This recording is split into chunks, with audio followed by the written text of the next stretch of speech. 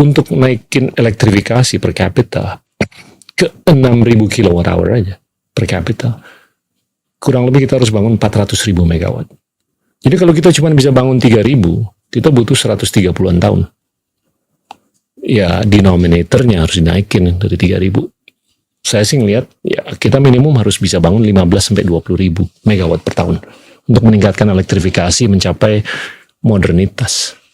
Singapura, Amerika, Tiongkok, Brunei, itu elektrifikasinya 10.000 kilowatt hour per capita.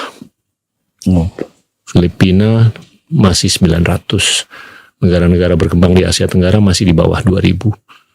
Nah itu gimana tuh? Kalau saya lihat kan elektrifikasi adalah salah satu indikator dari apa yang terjadi, dan itu bukan target sebetulnya untuk saya. Siap. Yang penting adalah saya ciptakan demand yang cukup, di mana dari masyarakat yang semakin kaya yang bisa bayar elektrifikasi itu. Jadi kalau kita ngomong ke PLN sekarang, mereka selalu bilang mereka over capacity loh. Artinya apa?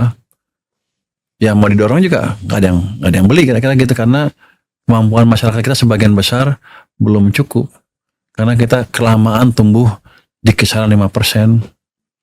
Jadi kalau saya ciptakan orang makin kaya, golongan tengah menengah makin banyak, di mana akan naik, PLN pun akan invest dan yang lain pun akan invest.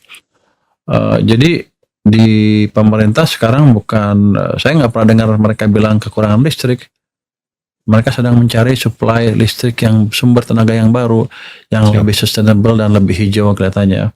Yang mereka bilang bisa melistriki seluruh desa di Indonesia. Ada plan investasi sebesar $70 miliar untuk 100 gigawatt power plant dari tenaga surya. Tapi saya nggak tahu itu masih udah akan jalan waktu kapan. Sepertinya dalam waktu dekat sudah dihitung oleh Menteri SDM. Saya pikir rencana yang bagus asal teknologinya betul-betul teruji dengan baik. Tapi bukan itu masalahnya, bisa bayar nggak orangnya? Di situ kan. Sekarang aja sebagian besar banyak sekali yang disubsidi oleh pemerintah. Apakah berarti kita harus mensubsidi semua tadi? Kan boros juga, pemerintah juga nggak kuat kan pasti.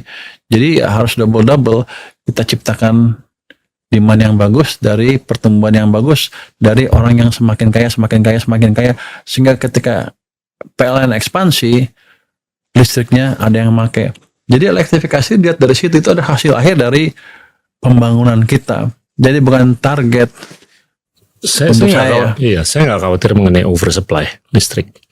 Apalagi kalau di bottlenecking terjadi dan akan terjadi. Kalau di bottlenecking terjadi,